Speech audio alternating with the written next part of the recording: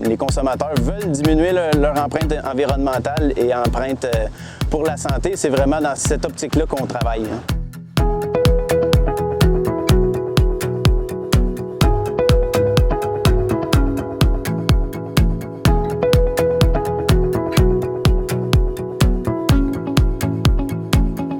Donc ici, on cultive sur 1200 acres de terre noire, donc des sols organiques. Les avantages, c'est que c'est extrêmement fertile, retient plus de 2 fois son poids en eau. Les désavantages, c'est que c'est extrêmement friable, donc il faut vraiment faire attention autant à l'érosion hydrique qu'éolienne. On peut perdre juste avec l'érosion éolienne et hydrique plus de 1 à 2 cm de sol par année. Donc ici, l'objectif, c'est de jamais avoir un sol à nu. Donc on se fait vraiment un devoir là, de couvrir toujours nos sols.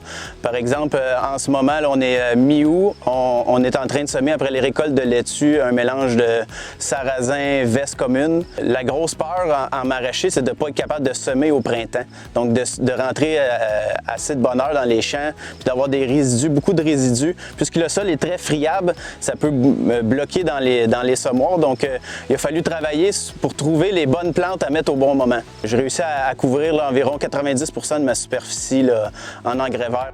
La plupart des engrais verts qu'on fait ici meurent à l'hiver. À vrai dire, oui, au départ, on pensait que ça allait amener beaucoup de problématiques. Ça s'est avéré pas mal le contraire, à vrai dire. Donc, beaucoup de bien, surtout pour les maladies. Aussi, la structure du sol, le réchauffement du sol au printemps. Il y a beaucoup d'engrais verts comme le sarrasin qui meurt, qui vient assez haut, qui capte la neige, donc moins de glace.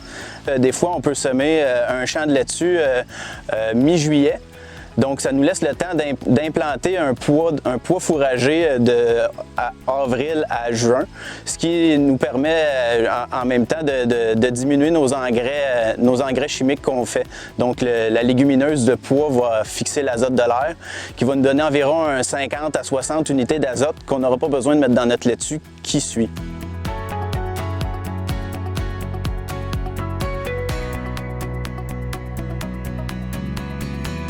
Donc, typiquement, les cultures de légumes, c'est sûr que ça requiert passablement de travail de sol. On essaie d'arriver avec des nouvelles technologies comme le semis direct de légumes, qui est très nouveau. Je suis rendu à semer environ 25-30 acres d'oignons sur du seigle d'automne implanté à l'automne. Donc, on arrive au printemps, le seigle est déjà poussé un petit peu, puis on a adapté la machinerie pour réussir à aller semer dans ces champs-là. Donc, ça nous évite les grands vents au mois de mai, que le sol est à nu. Mes oignons sont déjà implantés, donc j'ai aucune perte de sol, aucun dommage par le vent.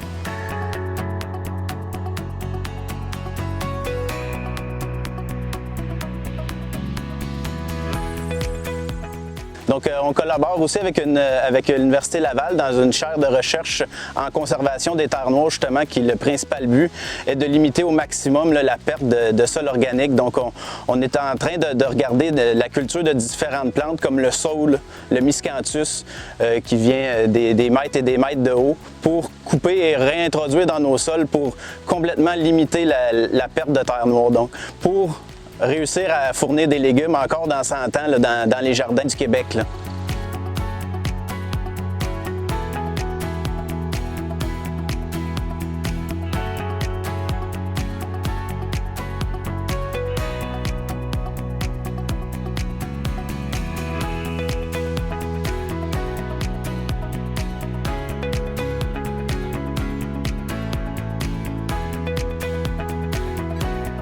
Donc, ce qui nous rend fiers, c'est de voir là, nos produits sur les tablettes d'épicerie là, ici au Québec, là, produits au Québec avec de la main-d'œuvre en partie québécoise, qui sont en respect de l'environnement. Donc, ça, c'est une très, très grande fierté qu'on a sur l'entreprise.